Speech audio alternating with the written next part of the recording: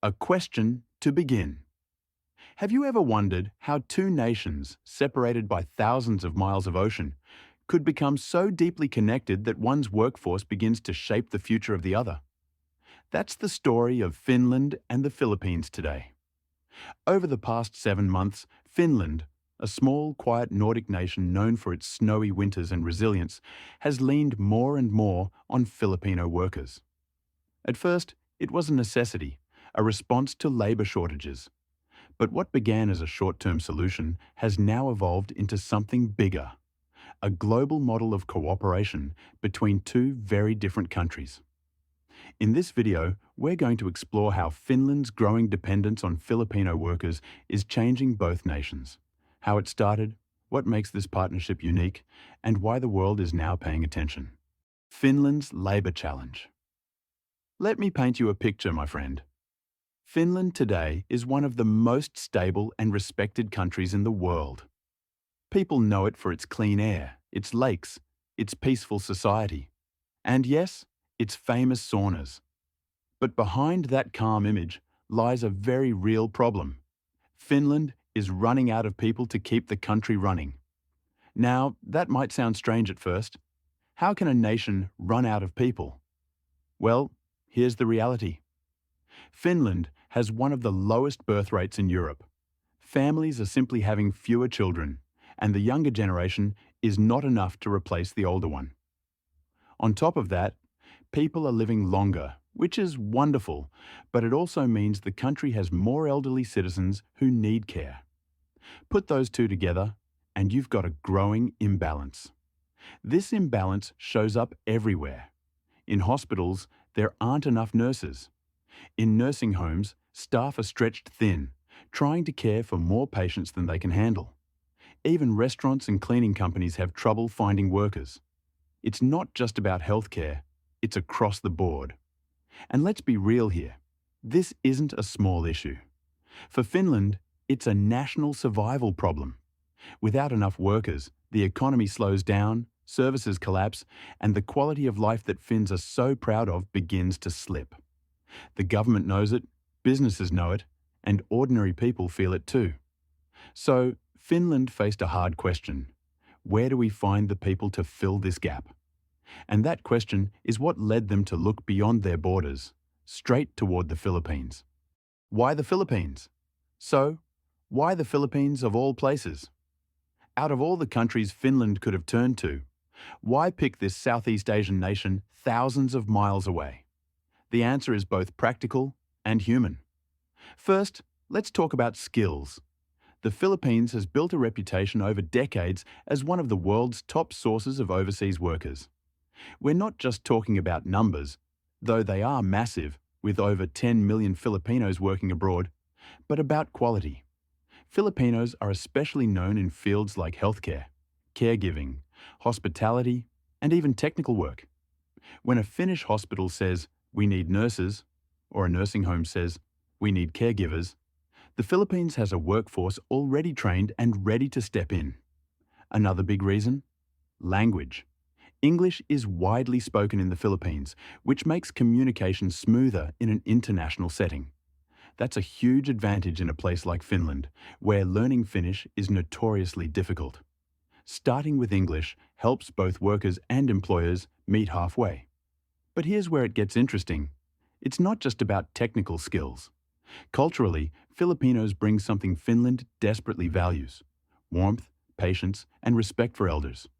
In a society where so many elderly people live alone, having caregivers who treat them like family is priceless. That emotional care is just as important as medical care. There's also a historical pattern here. Filipino workers have been part of global migration for decades. They've worked in the US, the Middle East, Europe, and Asia. They know how to adapt, how to blend into new environments, and how to keep their resilience intact. Finland saw that track record and thought, this could work for us too. So when the labour shortage hit home, the Philippines wasn't just an option. It was the obvious choice. The 7-month journey. 7 months may not sound like a long time, right? But in Finland's case, those months have already reshaped the country's future. Let me explain. Earlier this year, Finland's government and several private employers signed recruitment agreements with the Philippines. At first, it wasn't sold as some grand transformation. It was more like, let's bring in some workers to fill urgent gaps. The priority was healthcare, especially nurses and caregivers, because hospitals and nursing homes were reaching breaking point. Once the first wave of Filipino workers arrived, the difference was almost immediate. In hospitals that had been operating on skeleton staff, wards finally had enough nurses to handle patients safely. Nursing homes, where elderly residents sometimes went hours without proper attention, suddenly had caregivers who not only managed tasks, but also brought a human touch, singing to patients, talking with them, even celebrating little moments. And it didn't stop at healthcare. In restaurants, kitchens ran more smoothly. In cleaning services, reliability improved. Even in construction and certain tech roles, Filipinos started filling gaps. Employers noticed not just the work ethic, but the attitude. Words like dedicated, hardworking, and compassionate kept coming up. For the Filipino workers, these months were life-changing too. Back home, wages might barely cover food and bills. In Finland, they earned more, had stronger protections, and most importantly, respect. One Filipino nurse described it best. Here, I feel like a professional, not just a worker. That sense of dignity matters. So in just 7 months, what started as a temporary fix began to look like a long-term solution. Finland realized this wasn't just patching holes. It was building a bridge between two nations that might be oceans apart, but now shared a common future. Stories of human connection. You know, numbers and agreements are one thing, but what really tells the story are the people. And in Finland's case, the human connections built over the past months are what make this partnership so powerful. Picture this: an elderly Finnish woman in a small-town nursing home. For months, she worried about being alone, with too few caregivers to check on her daily needs. Then, a Filipino nurse arrives. Not only does he manage her medication and meals, but he also talks to her, listens to her stories, even sings old Finnish songs he learned just to make her smile. Suddenly, her days feel less lonely. That's not just healthcare, that's humanity. Or take the story of a young Filipino caregiver in Helsinki. Back home, she left behind her 2 children, hoping to give them a better life. In Finland, she earns enough to send money for their education. But she also finds something she didn't expect: respect. Patients thank her, families trust her, and colleagues treat her as part of the team. That sense of belonging makes the sacrifice worth it. And it's not a one-way street. Many Finns have said they've learned from the Filipinos too, about warmth, family, and resilience. One Finnish hospital manager even joked, "They've brought more smiles into our wards than we've seen in years." These little moments, shared meals, songs, laughter in the hallways, are what turn workers into neighbours and neighbours into family. They show that migration, when done with dignity, creates bonds that go far beyond contracts. In the end, these are the stories that matter. Not just how many workers came, but how lives on both sides of the world changed because of it. A global model emerges now. Here's where things get really interesting. Hiring foreign workers isn't new. Countries like Saudi Arabia, Singapore, or even the US have relied on migrant labour for decades. But Finland's story stands out because of how it's being done.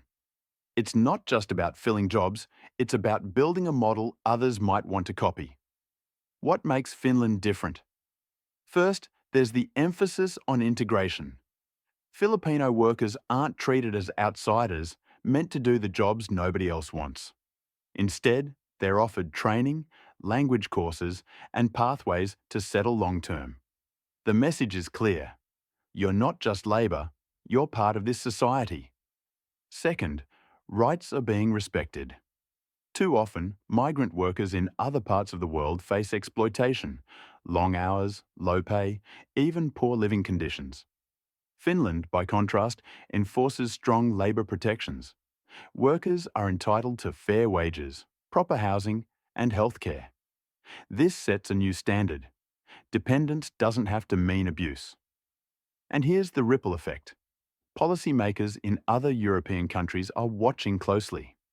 Nations like Germany, Sweden, and even Italy are dealing with the same challenges. Aging populations, fewer workers, struggling healthcare systems. Finland's success in just 7 months has them asking, could this be the answer for us too? The Philippines benefits as well. Its overseas workforce gains not only better opportunities, but also dignity. Instead of being seen as replaceable, they're seen as essential. That's a big shift in global labour dynamics. So, in a short time, Finland has gone from being a country in crisis to a country setting an example. A model of how labour migration can be fair, humane, and beneficial on both sides. And in today's world, that's rare and worth paying attention to. Challenges along the way. Of course, my friend, let's be real. No story is perfect. As inspiring as Finland's partnership with Filipino workers sounds, it hasn't all been smooth sailing. There are challenges, and they're worth talking about honestly. First, the language barrier. Finnish is one of the hardest languages in the world to learn. It's not related to English or Spanish or most European languages. For many Filipino workers, learning it feels like climbing a mountain. And while English helps in hospitals and cities, daily life, like reading labels in the supermarket or chatting with locals, can still feel isolating. Then there's the climate. Imagine moving from the tropical Philippines, where it's warm all year round, to Finland's long winters, where the sun disappears for months and temperatures drop below freezing. For some workers, the darkness and cold are not just uncomfortable, they can affect mental health. Adjusting takes time, patience, and strong community support. Cultural differences also play a role. Filipinos are naturally warm, social, and expressive. Finns, on the other hand, are more reserved and value personal space. At first, this can feel like a clash. Some workers wonder if they're being accepted, while some Finns worry about rapid cultural change. And let's not forget the politics. Immigration is always a sensitive topic. While many Finns welcome the help, there are voices that question whether relying on foreign workers might change Finland's identity too quickly. It's a debate happening not just in Finland, but across Europe. Yet, here's the encouraging part. Despite these challenges, the overall story remains positive. Both sides are learning from each other. Filipino workers are finding ways to adapt, and Finns are opening up more to new cultures. It's not perfect, but progress rarely is. The Filipino spirit abroad. If you really want to understand why this partnership between Finland and the Philippines works so well, you need to look at something deeper than just economics. You need to understand the Filipino spirit. For generations, migration has been part of life in the Philippines. Millions of Filipinos have left their homeland, not always because they wanted to, but because they had to. Jobs abroad often pay 5, even 10 times more than what's available back home. So parents leave to provide for their children, siblings sacrifice to send money for school fees, and entire families depend on remittances. It's a tough choice, but it comes with resilience and hope. What sets Filipinos apart, though, is not just their willingness to work, but how they work. Whether in the Middle East, North America, or now in Finland, Filipinos bring with them qualities that go beyond skills.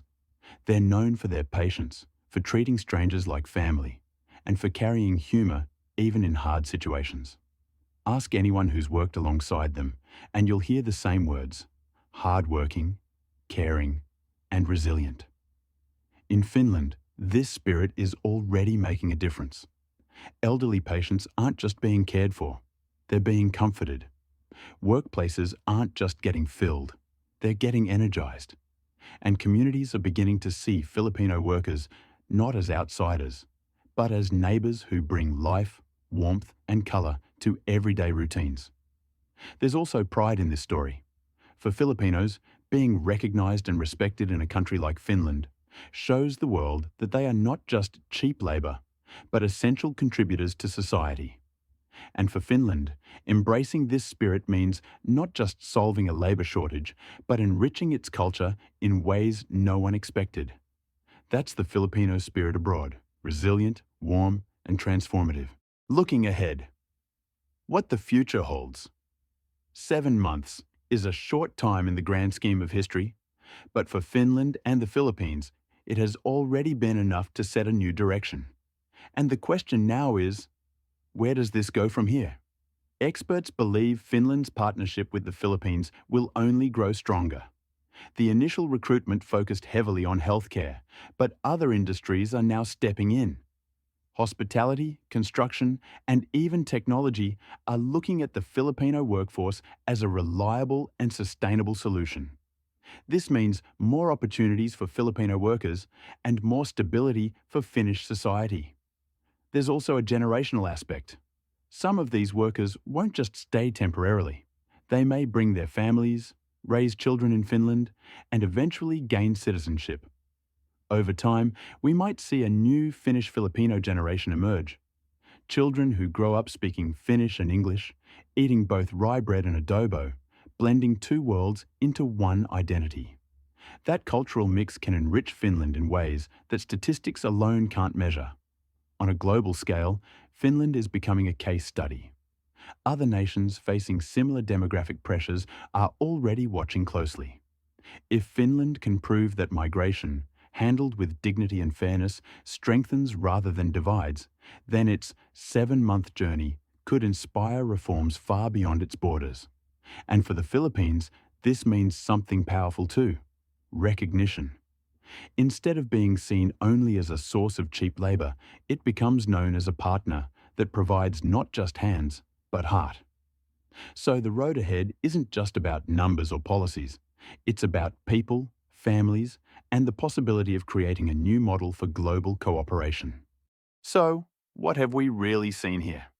In just 7 months, two nations an ocean apart have proven that cooperation can be more powerful than distance, and that dignity can be just as important as economics. For Finland, Filipino workers have filled a gap that once threatened its future, keeping hospitals running, nursing homes cared for, and industries alive. For the Philippines, these opportunities have brought pride, stability, and a reminder that its people are valued not just for their labor, but for their humanity. Yes, there are challenges: language, climate, politics, but the bigger picture is clear. When migration is handled with respect, it doesn't weaken a society, it strengthens it. It builds bridges instead of walls. Maybe that's the real lesson here. That in a world often divided by borders, cultures, and politics, there's still room for stories where everyone wins. Stories where resilience meets compassion, and where two very different nations find common ground. Finland and the Philippines may not have planned to create a global model, but in many ways, they already have. And for the rest of us, it's proof that the future works best when we choose to face it together.